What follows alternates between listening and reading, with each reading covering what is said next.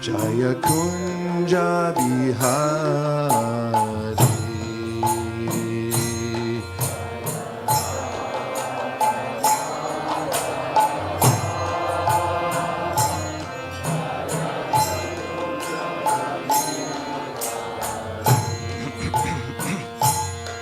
Jaya Radha Madhava Jaya Kunja Bihari.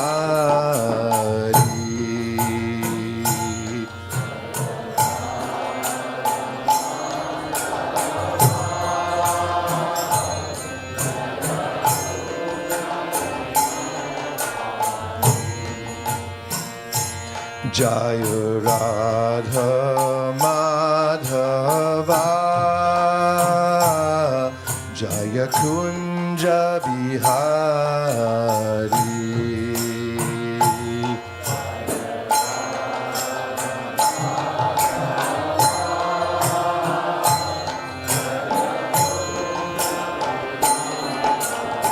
We're going to need a little more. Jaya Radha Madhava Jaya Kunja Bihari. It's a happy tune, go for it. Jaya Radha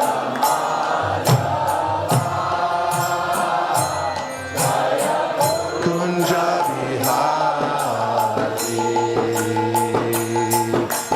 Gopi Janna Ballabha Jaya Giri Varadhari. Gopi Janna Ballabha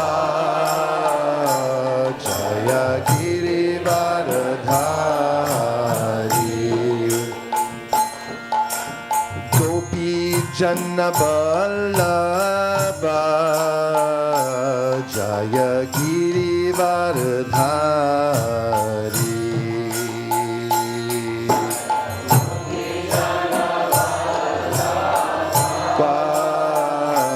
Jaya Giri Varadhari.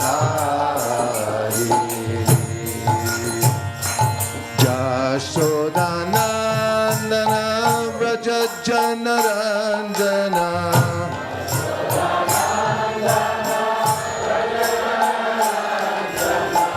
Jashodanandana Vraja Janaranjana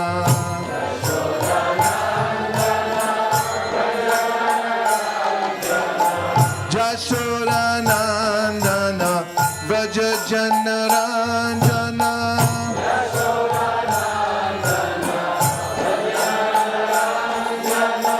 Jashodanandana Vraja Janaranjana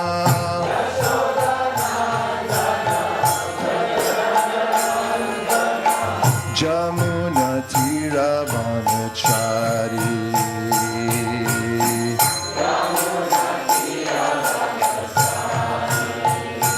Hare Krishna, Hare Krishna, Krishna Krishna, Hare Hare, Hare Rama, Hare Rama, Rama Rama, Hare Hare.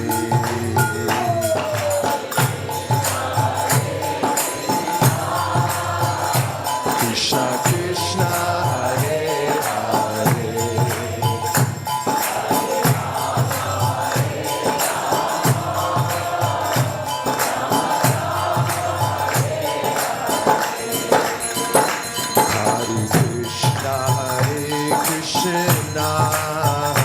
Krishna Krishna, Hare Hare, Hare Rama, Hare Rama, Rama Rama, Hare Hare.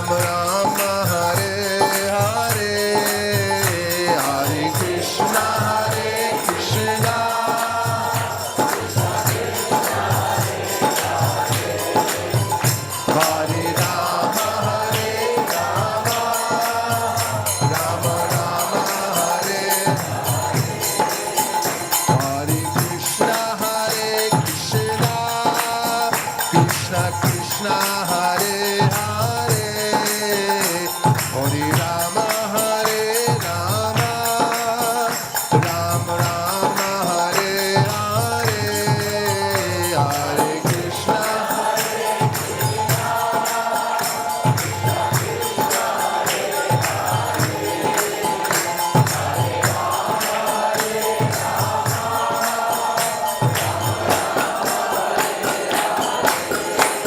Hare Krishna, Hare Krishna, Krishna Krishna, Hare Hare, Hare Rama, Hare Rama, Rama Rama, Hare Hare.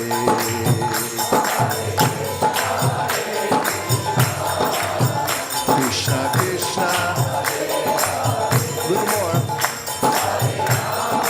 Hare Rama, Rama Rama, Hare Hare. Hare Krishna, Krishna Krishna, Hare Hare, Hare Rama, Rama Rama, Hare Hare.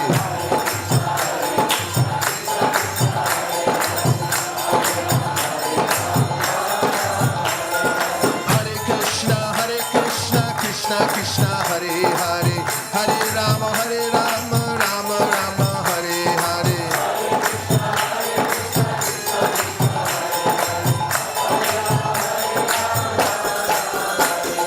Hare Krishna, Krishna Krishna, Hare Hare, Hare Rama, Rama Rama, Hare Hare.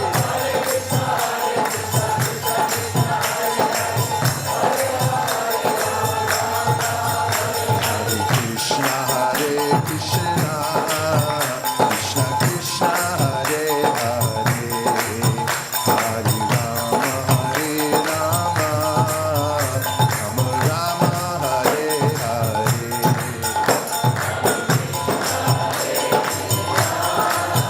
Krishna Krishna, Hare Hare,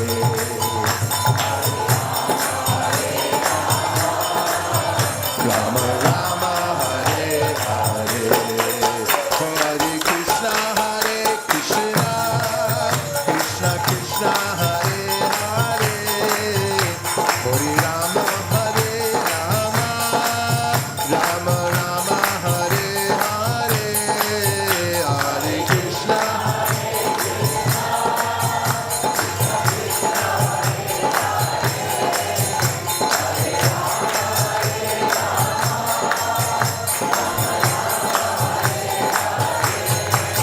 Hare Krishna, Krishna Krishna, Hare Hare, Hare Rama, Rama Rama, Hare Hare.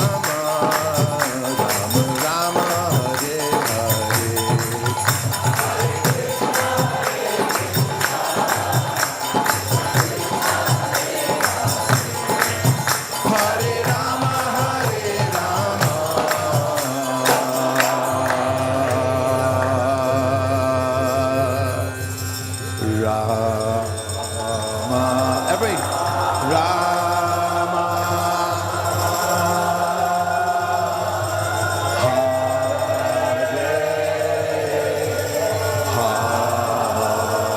wait for it. Go pray, Manande, Haribo. Om Namo Bhagavate Vasudevaya. Om Namo Bhagavate Vasudevaya. Om Namo Bhagavate Vasudevaya. Narayanam Namaskritya Naram Chaiva Narottamam Devim Sarasatim Vyasam Tato Jayam Udiraye.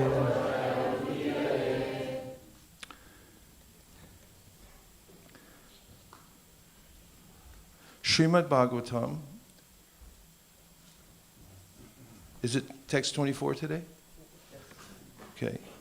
This is second canto, chapter 10. Bhagavatam is the answer to all questions. And text today is 24. I'll read the Sanskrit out loud, quarter of a line at a time, and please respond as you wish. Hastau ruruhatas tasya nana karma chikirshaya tayostu balavan indra adanam ubayashrayam hastau ruruhatas tasya nana karma chikirshaya tayostu balavanan indra adanam ubayashrayam. And now let's have a couple of chanters. Anyone? Hastau ruruhatastasya nana karma chikirshaya tayostu balavan indra adana. Vaishnavis? Hastau ruruhatastasya nana karma chikirshaya tayostu balavan indra adanam.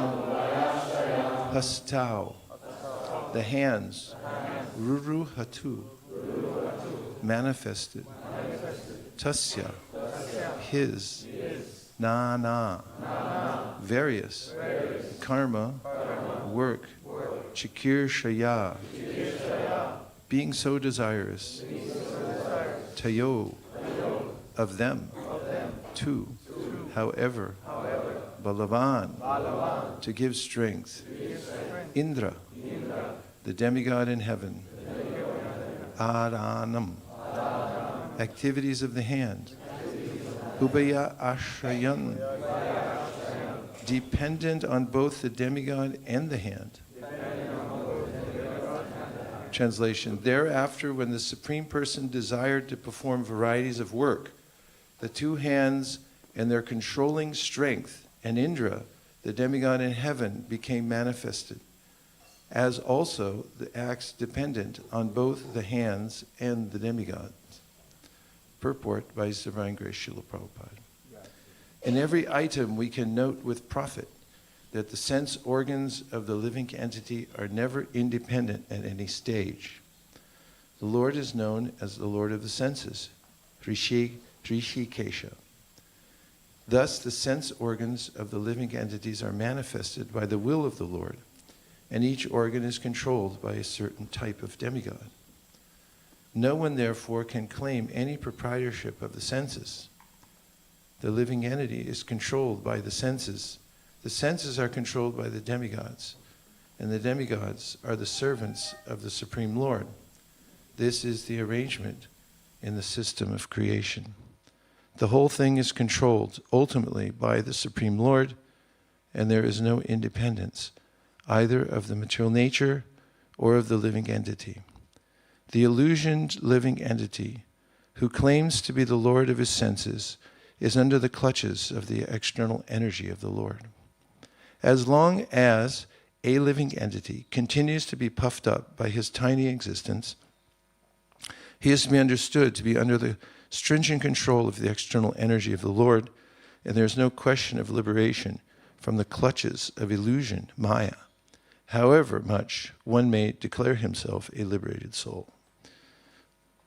Om Ajnana Timidandasya Gyananjana Shalakaya Chakshurun Militam Nina Tasmai Shri Gurave Namaha Shri Chaitanya Manobhishtam Stapitam Yena Bhutale Swayam Rupa Kadamayam Tadati Swapadantikam Vandeham Sri Guru Sri Yuta Padakamalam Sri Gurun Vaishnavamscha Shri Rupam Sagrajatam Sahagana Raghunatham Bitam Tam Sajivam Sadvaitam Sadvatutam Parijana Sahitam Krishna Chaitanya Devam Shri Radha Krishna Padam Sahagana Lalita Shri Vishakanvitamscha He Krishna Karuna Sindho Dinabandho Jagatpate Gopesha Gopika Kanta Radha Kanta Namostute Tapta Kanchana Gaurangi Radhe Vrindavaneshwari Rishabhanu Sute Devi Pranamami Hari Priye Vansha Kalpatarubhyascha Kripa Sindhubhya Evacha Patitanam Pavanebhyo Vaishnavebhyo Namo Namaha Jaya Shri Krishna Chaitanya Prabhu Nityananda Sri Advaita Gadadhara Shivasari Gaura Bhakta Vrinda Hare Krishna Krishna Krishna Hare Hare Hare Rama Rama Rama Hare Hare. We may note with profit, Srila Prabhupada said, that the sense organs of the living entity are never independent at any stage. And we get such extensive information in the Srimad Bhagavatam about our interdependent relationship with the demigods and our absolute control, merciful control by the Supreme Personality of Godhead. And the story of creation is intricately laid out here to show these relationships, as many religious scriptures teach. God is the origin of everything, but the details of how he interacts with his external creation, or doesn't, is laid out partially in the Bhagavad Gita, where Krishna mentions nadate kashtichit papam nachaiva sukritam vibhu ajnane navritam jnanam tena muhyanti jantava. That the living entity is working by his own independent nature in combination with matter. And the Lord's not assuming any of his sinful or pious activities. However, the ways in which the senses are controlled and how they're manifested in the world comes to light here in this chapter. That the will of the Supreme to work in a particular way then gives rise to the particular sense. And there's also a way in which there's a controlling demigod that oversees the operation of each one of the senses. And the Supreme Lord in the hierarchy is, above all, in an overarching sense, controlling all of them. Therefore, he's known as Rishikesh. We've heard about hierarchies in the Bhagavad Gita that are helpful. For instance, at the end of the 3rd chapter of the Bhagavad Gita, Krishna says, Indriyani priyanyahur indriyebhya paramaraha manasastu parabudas ya budhe paratastu saha. That the lowest of all, in our context, is the senses. Above the senses is the mind. Above the mind is the intellect. And above the intellect is the Supreme Lord. And how is this helpful? To know of these hierarchies, he says at the last verse, Evam buddhi param buddva samstabhya manamatmana jahi shatra mahabaho kamarupam durasadam. If we understand the hierarchy, and we know that we can fortify our intellect, evam buddhi param buddva samstabhya manamatmana, and we can understand that we're above even the intellect, and we can then understand that it is folly to be controlled by the senses alone. Then we can rise above the force, kama, which holds us to the material world, which is inherent in our birth in this world, as Kapila Dev describes in the third canto of the Srimad Bhagavatam, when the soul is within the womb. A fortunate soul becomes directly aware of his existential situation and thinks, how did I get here again? It's by ignorance. That last time I was here in a womb, then I promised the Lord that I would serve him, use my senses in his service. But then Kapila Dev says, such a well-intentioned soul with full clarity, even praying that maybe I should stay here in the womb instead of coming out, knowing how attractive the material energy is. Still, when he's pushed out of the birth channel into the material world, there's a direct connection between the senses and their sense objects. In fact, as the Hamsa Avatar explains in the 11th canto of the Srimad Bhagavatam, the senses are embedded with their objects, and the objects of the senses are embedded with the senses. So it's no wonder that when the soul comes out into the glare of the material energy, there's an immediate connection between the senses of that little entity and the great powerful forces of the material world.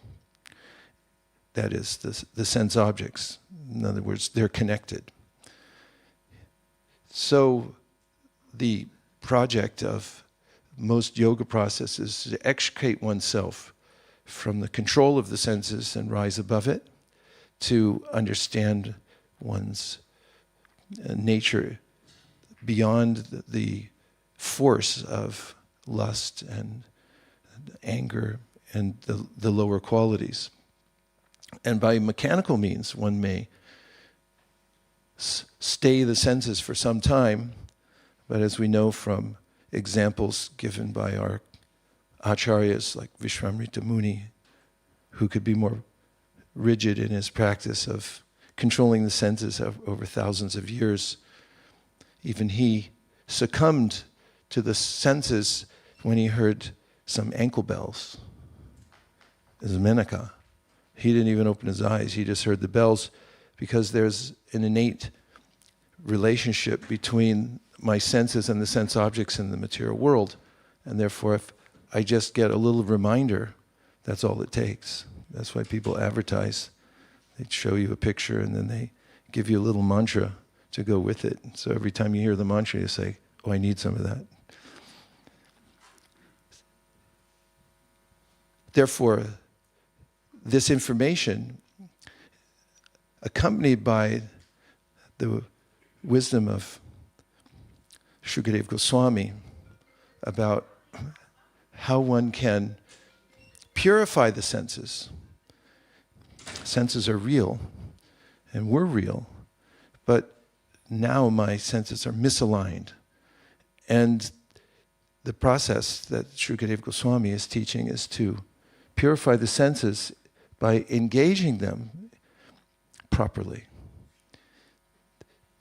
In the 11th canto of the Srimad Bhagavatam, Chamasa Rishi describes a gradual process through which a living entity becomes aware of his relationship with the material world and then redirects his attention to the Supreme Lord. As an example, he says, Mukhabahuru Parebhya Purushasya Shamai Shahai Chatvaro Jagnire Varna Gunar Vipradayo Pratak.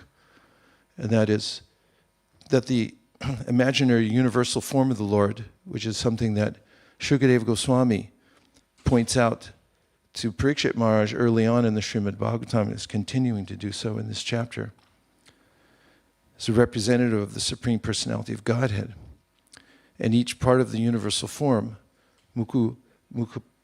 that the face, the feet, the midsection, the belly, and so forth, Mukhabahuru Parebhya Purushasya Shamai Shahai. These form the different ashrams, varnas, and ashrams. The varnashram system, he says, emanates from the body of the Lord, because the souls conditioned by the material nature have a way that they're inclined to work. And when they work under the protection of the Supreme Personality of Godhead, albeit slightly indirectly, still they're working in such a way, using their senses to ultimately please the Supreme Personality of Godhead. It's not so direct in the Varnashram system, but it's maybe analogous with if you follow the laws here in London by stopping at green light, stopping at red lights. That's in America, we do. Then maybe you'll please the king. It's slightly indirect. I don't think he'd mind if you did that.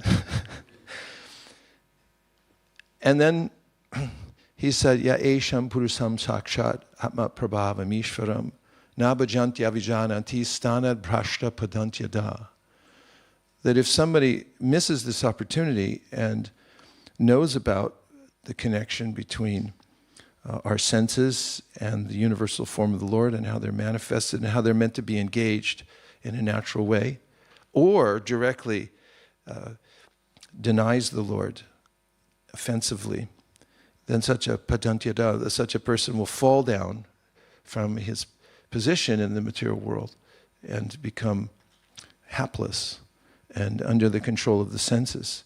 So the Varnashrama manifests from the body of the Supreme Lord.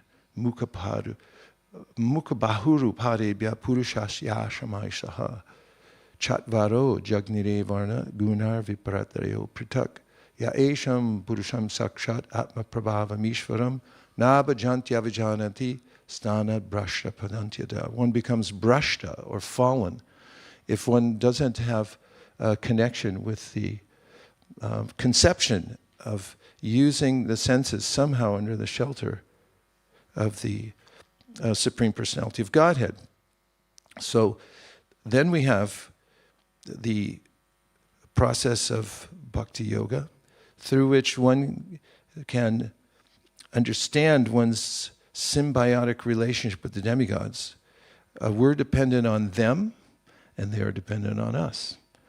How are they dependent on us? As described in the Bhagavad Gita, chapter 3, Karma Yoga, in which the Lord explains that the demigods depend on our sacrifice, and then we depend on their bountiful presentations that allow us to live in the harsh material atmosphere. And there's a wheel, he said, of reciprocation between the demigods and the living entities in this world.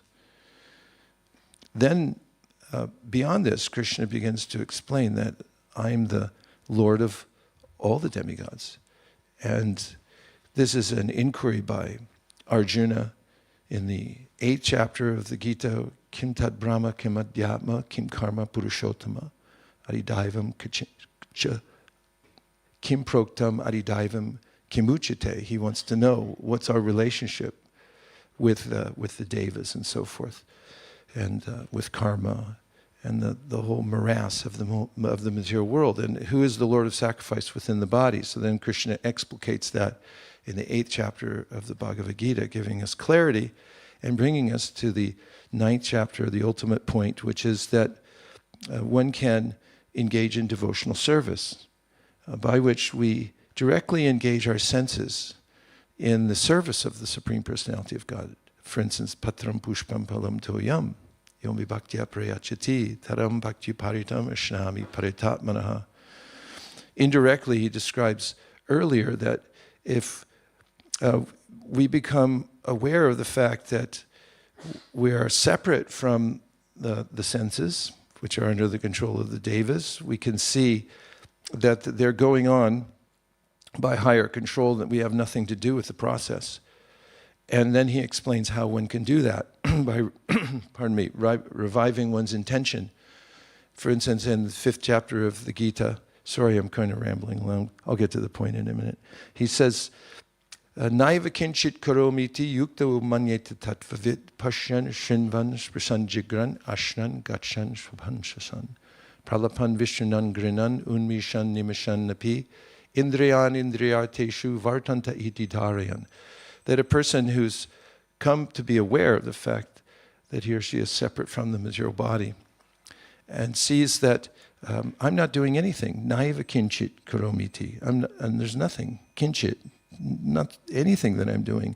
It's all going on by the higher control of the devas. And my senses are not mine either. They're a rental system. I have it on lease. In fact, I don't even have a lease agreement. I just know that they're being loaned to me. And so such a person is, he says, in a divine consciousness. And what precipitates that divine consciousness, he says in the next verse, Brahmanyadaya karmani sangam tyakva karotiya lipitena sapapena padma patram ivambasa. He said the person becomes aware of the fact that the Supreme is the controller. The Supreme Lord is the controller. This is doable. I'm mentioning something that's doable right now, which is to become aware that one's not the controller. In fact, I met a priest once and we had a long conversation in the airport over the suggested purchase of a Bhagavad Gita. And he said, well, listen, I've been a priest for 30 years now. And he said, actually, there's only two things that I know for sure. There is a God and I'm not him. And when one comes to this realization, there's a sense of that I'm not the proprietor, and then one may adjust one's intentions and motives for working. And that's what this verse is about. Brahman yadaya karmani sangan tyakva karotiya. That a person, while working with the senses, thinks that these are not my senses, nor are the ingredients that I'm manipulating mine. And therefore the result also I cannot claim, which is a quintessential teaching of the Bhagavad Gita. So then it says that that person lives in the world without being, and here comes a great word, besmirched by the modes of material nature. They don't get their smear on you. You can work in the world in an enlightened way without being implicated by the modes because you've changed your intention from within the heart. And you're saying that whatever I'm doing is an offering to the Supreme Personality of Godhead. Krishna therefore says, Padma patram ivambasa. You're like that leaf of the lotus that's in the water, even maybe half submerged, but it's impervious to the water. The water beads off and it never adheres. And therefore, we can live like that also when we have clarity of purpose, born of this knowledge of our relationship with the material world, which the Vedas summarize by saying, na haikyayam, na sangam tyayam purusha, that the living entity has no real connection with the material world. It's all imagined. So that brings us to the direct process that's applicable to all of us, through which we become aware of our senses and how they can be used in the service of Krishna. Sarvapadi vinirmuktam tatpratvena nirmalam rishikena rishikesha sevanam bhaktir uchate. So this is the bhakti process to engage the senses in the service of Krishna. One may notice with profit that by engaging the senses in a worldly fashion, meaning that I want the results and I'm trying to enjoy something from the material world, the sparsha, the touch between the senses and the material world, this is where I derive my pleasure. Krishna says, this is foolhardy. Yehi sam sparshaja bhoga dukkha yonaya evate adyantavanta konteya nateshu ramate buddha. Such an interaction of the senses and the material world for the purpose of the titillation of the senses, that I get some enjoyment out of it. He said, this is what's causing your misery, actually. So that's good to know, right? Say yes. Yes. So then the devotee also simultaneously becomes aware of the fact that Krishna is the soul of my soul. Atmanam akilatmanam. So as much as I'm trying to satisfy myself, which is mistakenly, I take my body to be myself because I'm in the body and therefore I project myself, jayato vishayam pumsam sangasteshu bhajayate, make a sangha with the body because I'm thinking that here I am. And the sense of I am is so powerful, and that sense not just of preservation, but trying to enjoy something is quite natural because it comes from the Supreme, but it's misplaced when the living entity then thinks, I am my body. So then there's a way in which Shukadev Goswami then goes to great lengths to explain how our self is part of the Supreme Self. This is key. Because I'm an Atma, and therefore I have consciousness. Jai Shishi Radha Gokulananda, Sita Ram Lakshman Hanuman Ki Jai, Shishi Gornitai Ki Jai.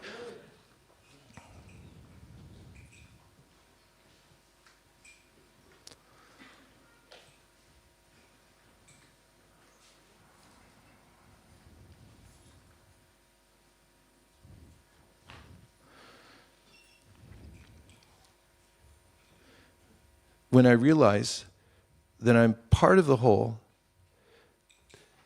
Atmana Akilatmanam, Krishna is the soul of my soul. How much more so will I be eager to serve the real self of myself? This is what he says. And this revelation then brings one to the full permission to use the senses based on clear knowledge that it's in my self-interest. It's not my self-interest to merely serve the bodily senses, or to claim that I am my body, or to claim any of the resources of the material world to be mine. One has to understand that this is the source of my entanglement, Ishavasamidam sarvam, etc. Kurvan eviha karmani, etc. So then one develops this sense which gives an immediate relief to the soul, which is that instead of serving my senses, I'll serve Krishna's senses.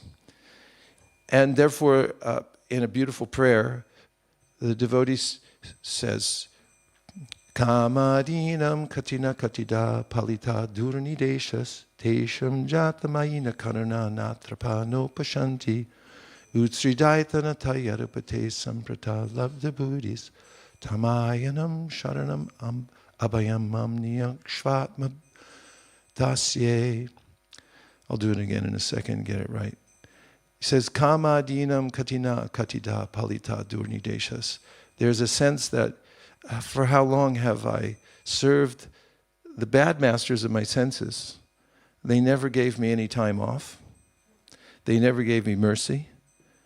I never really got the promised the satisfaction. As Prahlad Maharaj says, Kutra Shisha Shuti Sukham Nrugatrishni Rupa.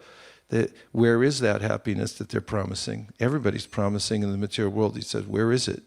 Is Shruti Sukham. You hear about it, but you never get it. Like going to somebody's house and they say they're going to feed you, and then they just bring you like one little carrot, and the rest is supposed to come out, but it never comes. And you're like, should I say something? Or should I just sit here?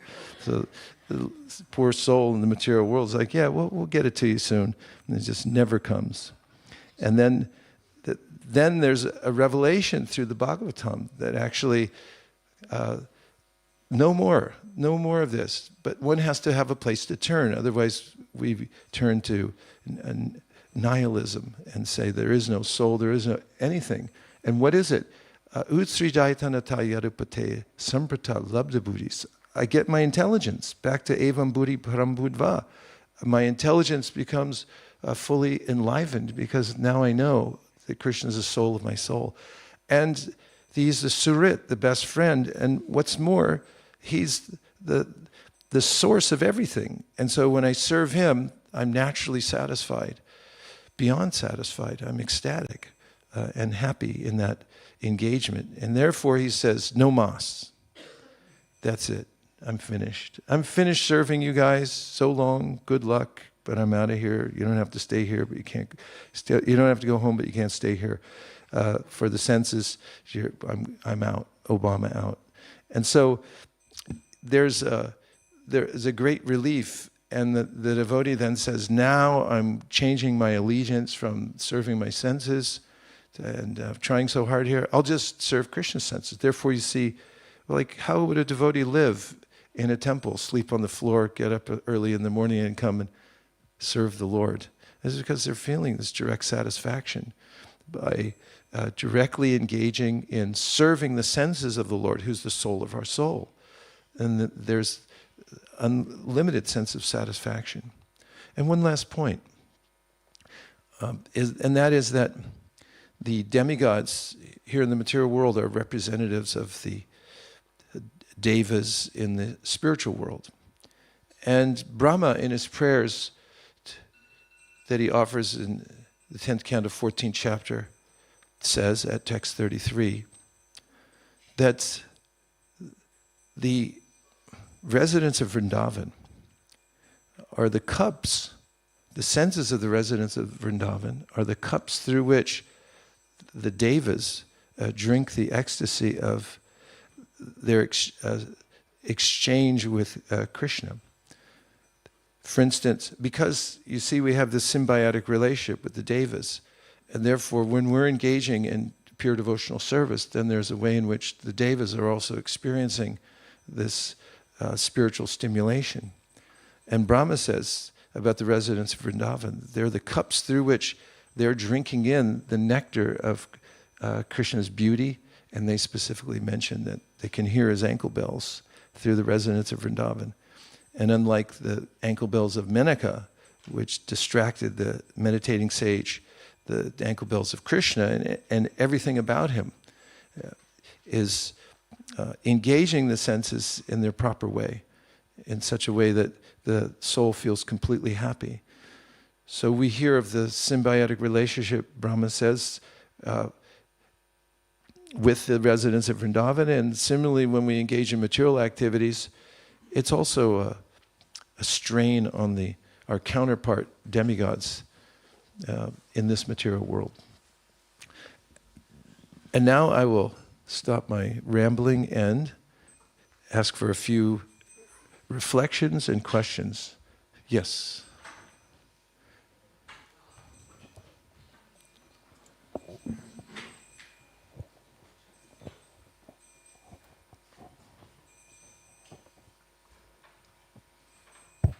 Hare Krishna Prabhu. Thank you for the very enlightening lecture. How is Krishna's senses like? Can you describe that? Angani yasya sakalendriya vritti manti pashyanti panti kalayanti chiram jaganti ananda chinmaya sudujjvala vigrahasya govindamadi purusham tamaham bhajami. Brahma has described how the senses of Krishna are interchangeable. He can speak with his eyes, as he does in the pastime of the forest fire in Vrindavan. He speaks to the cowherd boys through his eyes. And his senses are unlimited. Ekopya saura charitam jagaranda kotim yachaktirasti jagaranda chayayaranta andantarasta paramanu chayantarastam govindamadi purusham tamaham bhajami. He's universally dimensional. Not one-dimensional, two-dimensional, three-dimensional, even four, but universally dimensional. So his senses are everywhere, as confirmed also in the 13th chapter of the Bhagavad Gita, Sarvapati, that his senses and his awareness is everywhere. He's omniscient through his senses. Every atom, every corner of the universe, he sees the world even through our senses. That's a nice meditation, too, when you're doing something. Engages to imagine. It's like, I wonder if Krishna's watching me. Are you kidding me? These are also part of his senses. He's fully aware of what I'm doing right now, even thinking. It's like, okay, I think I'll reform myself, like right now. And when there's an awareness of the fact that Krishna's senses are universal and that he's fully aware, I'm just a part of him. So he knows he's fully aware through his unlimited senses of what I'm doing at all times. That's important. And all of his senses are, he also engages his senses in pleasurable activities. He enjoys seeing his devotees in Vrindavan and interacting with the various transcendental paraphernalia that he has. He plays a flute. You have to use your senses for that, right? Om Tat Sat. Another? Yes. Hare Krishna. My question is, when we have challenges in our life, When there are challenges in our life, when we have challenges in our when we have challenges in our life, it's more easy to remember Krishna at that time. it's more easy to remember Krishna at that time. So my question is, when we have some kind of small or big name, fame, When we have some kind of small name, fame, just riches and everything, riches, followers, whatever, followers, how to take shelter of Krishna at that time, and what is the remedy? how to take shelter of Krishna at that time. What's the remedy? Well, Prabhupada, when he was asked about his followers, he said that actually they're my masters because I'm serving them. Srila Bhaktisiddhanta said a similar thing about his followers and disciples. Because his guru told him, don't take any disciples. Also don't move to Calcutta. So he moved to Calcutta. Apparently he took disciples. And when asked about that, he said, no, I never took any disciples. They're all my masters. I'm simply serving them, bringing them to Krishna consciousness. And I never lived in Calcutta. I'm always within the Dham, because he just transferred the Dham there, created various embassies for the Dham.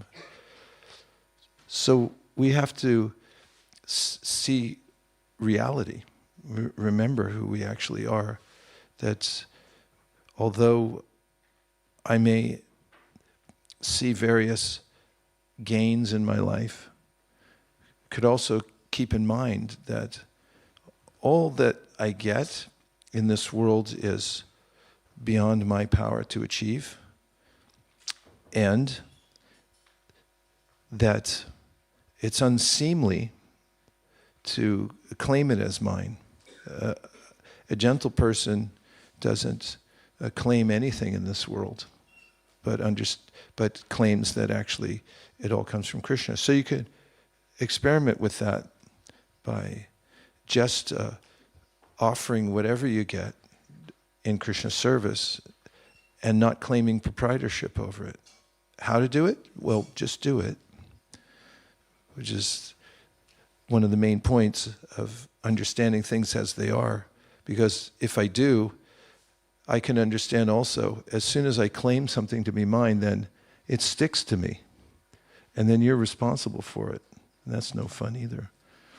Jayato visham pum samsangasteshu vijayate, Krishna says, as I said earlier. You look at something with an idea that I'm going to make this mine. That's mine. Okay, you can try that out, but it's not going to end well. Because this idea of something as mine is like, okay, when it breaks, then it's also yours too, right? So a smart person, Krishna says, that doesn't claim any proprietorship here in the material world, except what's set aside as his quota. Ishavasyam idam sarvam yat kincha jagatyam jagat tena tyaktena. Something set aside as my quota. I'll use that. Quota means that I understand it's mine to use in Krishna's service. And it's important. And one of the successful members of the Gaudiya Math had developed a really vibrant community and was doing really well. And others became a little suspicious, perhaps out of a sense of transcendental envy, that why is he doing so well? Maybe he's a cheater and maybe he's just attached. So they went to Srila Bhaktisiddhanta Saraswati Thakur and told him, they complained. They said, I think he's just attached. And plus, you know, he's just a good businessman anyway, and that's why he's getting all this success. And so Srila Bhaktisiddhanta called this devotee and into the assembly of complainers and said, I'm reassigning you, effective immediately. I'm putting you in another mutt somewhere else. In fact, it's a pioneering project. You're going to have to start over. He said, yes, Guru Maharaj, right away. Where am I going? And he said, oh, he can stay here. He was testing his motivation and also demonstrating to the others. And if we remember that our perfect alignment is an understanding that I'm the servant here. We do well as servants. We really do. We really do well as servants. As soon as I become the servant and ask the question, how may I be of service, then I feel properly aligned.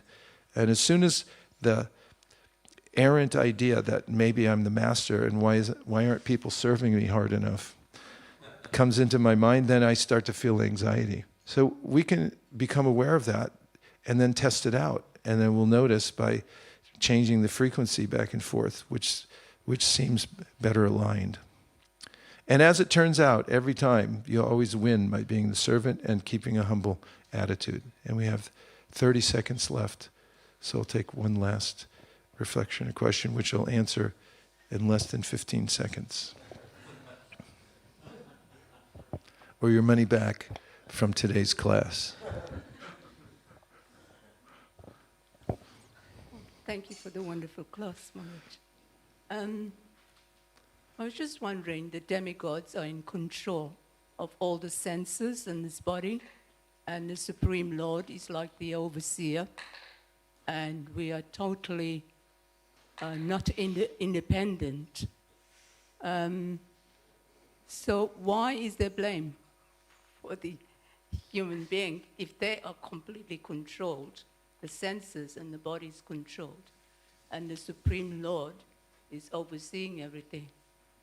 So we should be directed and proper way to go back home, back to Godhead.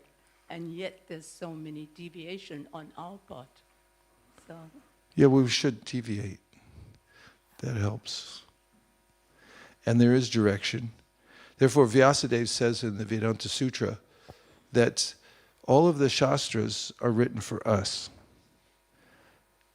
If one claims, as some do, that I have no agency, I can't really make any change because I'm a servant of fate.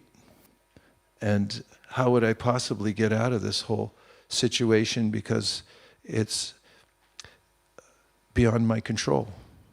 Vyasadeva begs to differ. He points out in a logical way that the Shastras all tell us to act in certain ways to elevate ourselves, either in the material world to heaven through karma kanda, or he says to elevate ourselves beyond the material world, back home, back to Godhead.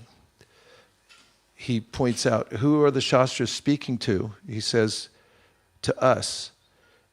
Then he says, if we didn't have the agency to take up these instructions and improve ourselves, then the Shastra has no meaning. Who else are they speaking to?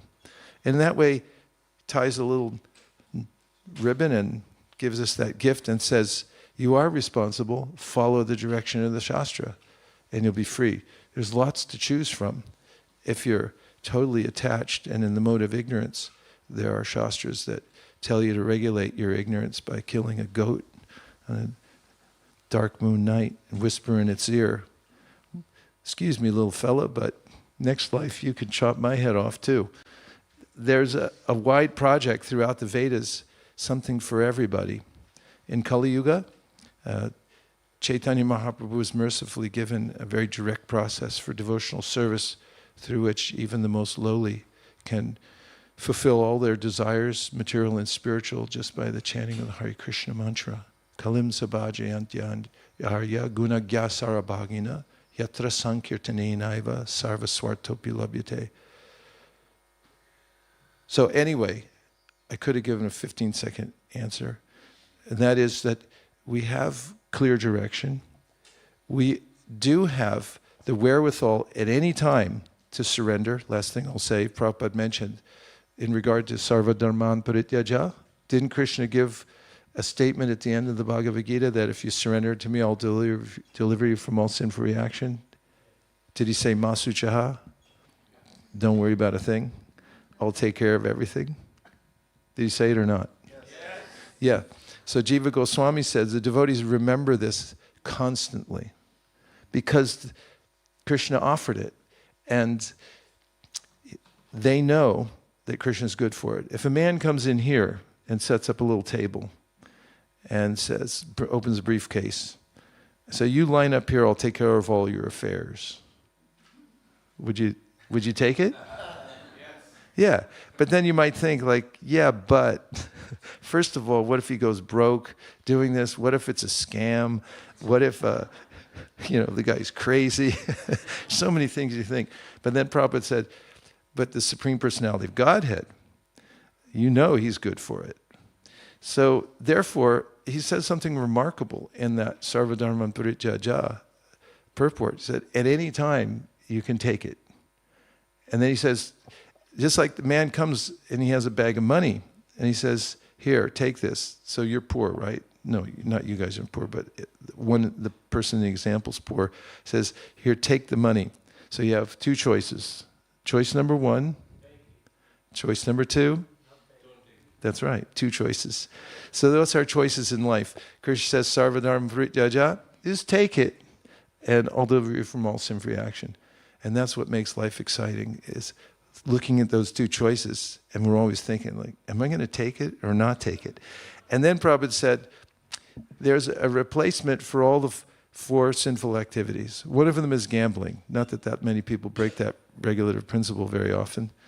5% of the population, knowingly or unknowingly, are addicted to gambling. So in any case, gambling can become an addiction. He said you can replace that one with surrender to Krishna. Because then you just like, okay, guess what, honey? We're getting rid of the TV. We're going to surrender to Krishna. We're moving in an ashram. It's like, whoa, my God. That's like gambling your whole life. Let's see what happens when we surrender to Krishna and just fully dedicate our senses to Him. Then life becomes a great adventure. So we can do that, right? Yes. Say yes. Srila Prabhupada ki jai, Gaur Bhakta Vrinda ki jai, Vanchakalpaduruscha, Kripa Sindhaveva Patitanam Bhavanebhyo, Vaishnavebhyo, Namo Namaha, Nantakoti Vaishnavrinda ki jai. Hare Krishna, just a couple of announcements for today. This evening we have a Mahasangha with His Holiness Jayapataka Maharaj and His Grace Vaisesika Prabhu. That's in the main Kirtan Hall in the Haveli. And tomorrow we have the Live to Give seminar, or the Sankirtan Orientation Seminar, here in the main temple room from 10 to 12:30. So please come. If you have done book distribution before, or if you haven't done book distribution before, so please try to attend that tomorrow morning. And we need some volunteers this evening. Chetan Prabhu, between 3 and 5, we will be packing some Sapta Rishis, 7 books of Srila Prabhupada together, which we will be distributing them tomorrow. So we need to pack at least 150 of those today, between 3 and 5. So Chetan Prabhu, if you can stand up. So that's Chetan Prabhu. He'll be in the Haveli. If anybody is available today to help pack some books, that will be a great help. Thank you, everybody. Have a wonderful day. Hare Krishna.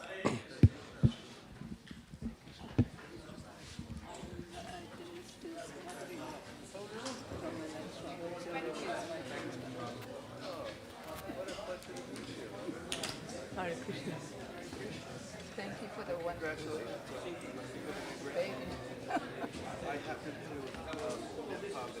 Oh, you did? Okay. Right. Wow. They'll be very happy that we're here. Yeah. Thank you. I live like 5 minutes away from the manor. Yeah. It's hard, it's so far away.